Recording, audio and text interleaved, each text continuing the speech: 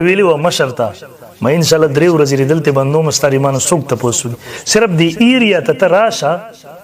نر بچي دي جن بخپل خو بیا لاړ شه بیا به دې زومانم بس چې سړي کولای شو زبر غورځي په انتظار نه صرف غلط قدم را واخله بیا به ان شاء الله ما تاسو سره مخ کې ګورو خو بل در بوزدلو خلکو کاری مونږ د جنگ جګړې شر شدت خلک نه د دلیل خلک و چې کله دی غلط سوچ مو کو قسم دې زه کولای شم نن شپه دې رچوت کم د خپل ځینو دل تیری په پلش کې بن کم سپي په شان دی وټاړم خو زه نه يم خایل دلیل د بنیاد سره میدان سره یم دم کای مور کوم شکل صورت ته دی ورته ته وګوره زه اخیره کې د ټولو ته چیلنج ورکوم چې کڅوک اسی بغواسات من کوي کې د دینی خبره ده راځه کې د منیر شاکر عقاید درته کفر ثابتو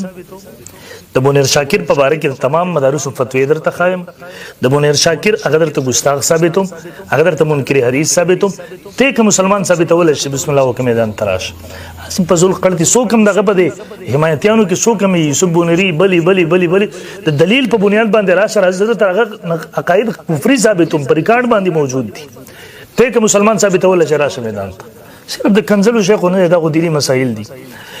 زبر ثابتوم چې د قرآن نه منکرو د حدیث نه منکرو دینی عقاید او صرف انکار نه کو ټوغي پس کولې انبیاء کرام علیهم السلام ګستاخی کوله خصوصا د رسول الله صلی الله علیه وسلم ګستاخو خو اخر کې سهاره د سوا غستله یره د پښتنو د نق आवाज لګو نو تر پښتنو قاتل غوتی د خیبر د پریدو کورونه ستاد له سترو سره وران نه دي څومره خلک ستاد له اصل قتل شوی دي هغه سيزونه خو سهیر دي د دې غریبانو حالت دا ده چې بس یو دور نه خطا دی یو غډي وډي وای بهرحال مو سره په دغه موضوع باندې فتوی را سره ان شاء الله نشر بشیر دا قائد ټک پټک مالی کلیو بنوري ټاون دارالعلوم حقانی مختلفو مدارس علماء استداګانی کړي وي فتوی راغلي دي ان شاء الله کتابي شکل کې براشي به تاسو وګورئ په دغه فتو کې بعضو مدارس خو دغه په نوم موږ فتوی را کړی دي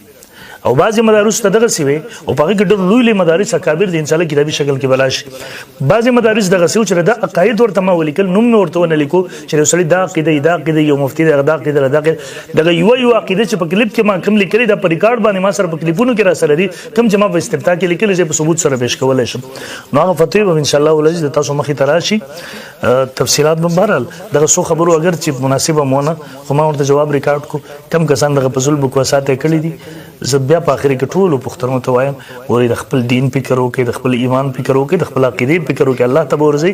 الله بندګانو ستاپلار ته څوک مجوسی وي ته برداشت